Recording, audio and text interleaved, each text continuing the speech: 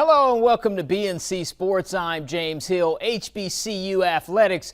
Lynn Thompson is known as one of the best athletic directors in the country, the vice president of intercollegiate athletics for the Bethune-Cookman University Wildcats. His contract expires at the end of June, a role he's had since way back in 1991. He's stepping down, folks. Check out this BNC Sports exclusive. Hope you and your family are well, sir. First and foremost, talk about the Wildcats and your experience with Bethune-Cookman and what it's been like for you personally.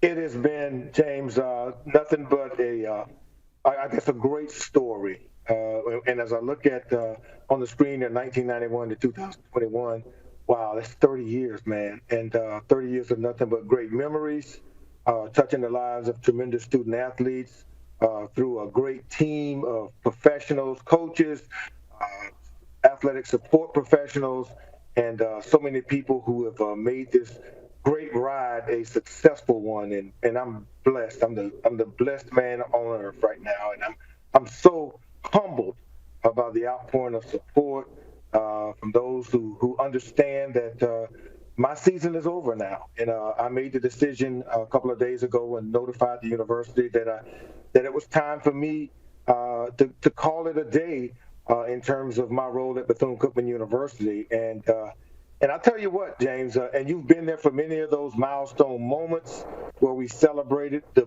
good, the bad, the wins, the losses, but through it all, we've graduated young people and put them into great places in the global economy and into the society of the world. Lynn, take us back through some of those experiences and then take us to this week, why you've decided to go in a new direction and move forward. Well, you know, those experiences made me the man that I am. It allowed me, working at Bethune-Cookman University was not a job. It became a ministry where we were able to touch, teach, and transform the lives of young men and women from around the world. We brought them together, and they bought into a mission. And that mission of the university, it became heirs to the legacy of the great Dr. Mary McLeod Bethune. And we were able to do some phenomenal things for so many years, for 3 decades. Can you believe it? And we've won a ton of championships. We've graduated thousands of student athletes who've now gone on to do tremendous things. But this week, I made good on a promise to my family. And my kids told me that, Dad, you've had some great teams, but the greatest team ever is your family. And this year, throughout the pandemic, it hit our community, our university, and it hit my family extremely hard. I lost my best friend. I lost my brother-in-law. COVID invaded my close circle in my family. My sister had it, and several other members of my family. We lost one of my mentors, not to COVID, but we lost him in late January, Jack Stein McLaren, and it caused me to take a look at, what's really important now, and it was most important that I take the time out to really refocus my energies on the most important things to me, and that was my family.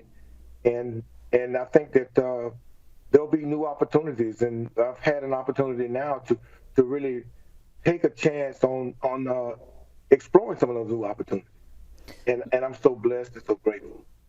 Mr. Thompson, take us through some of those experiences. In particular, when we look at HBCU athletics, we see the Florida Classic. There's many classics around the country.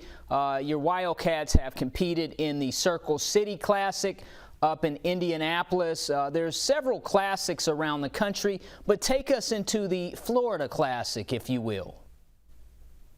Well, you're absolutely right. There are so many classics, but there's none like the Florida Classic. And let's start from a relationship standpoint. The Florida Classic happens to be that weekend of athletic competition between Florida A&M and Bethune-Cookman University, but it's much bigger than that. When you look at all the other classics around America and in the HBCU world, Bethune-Cookman and Florida A&M actually are the owners of the Florida Classic. We own it lock, stock, and barrel. And many of those classics are owned and operated by third-party entities.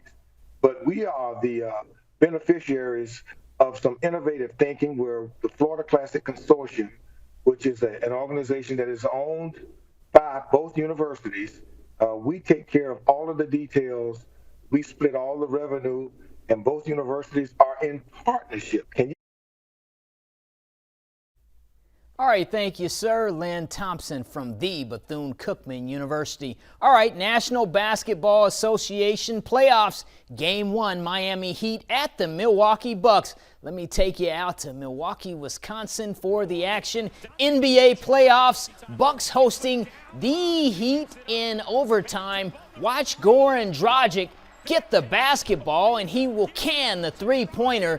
Game is tied at 107, folks. Closing seconds, Chris Middleton takes the rock, he shoots and scores. It's good. He had 27 points in the victory. The Milwaukee Bucks 109, Miami Heat 107, your final. Finally, it's time for our BNC King of the Hill. His baseball journey started in Santo Domingo, Dominican Republic, through the STL St. Louis, and now beautiful Los Angeles, California. Albert Pujols is our King of the Hill. Alberto Pujols Alcatraz was born on January 16, 1980 in Santo Domingo, Dominican Republic.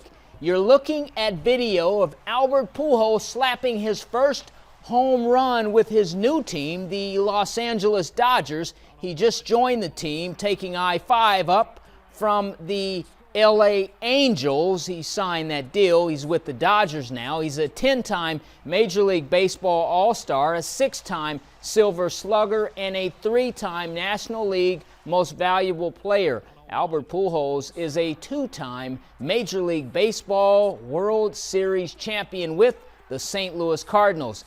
He currently has 668 home runs. Albert Pujols is our BNC King of the Hill. Another home run king.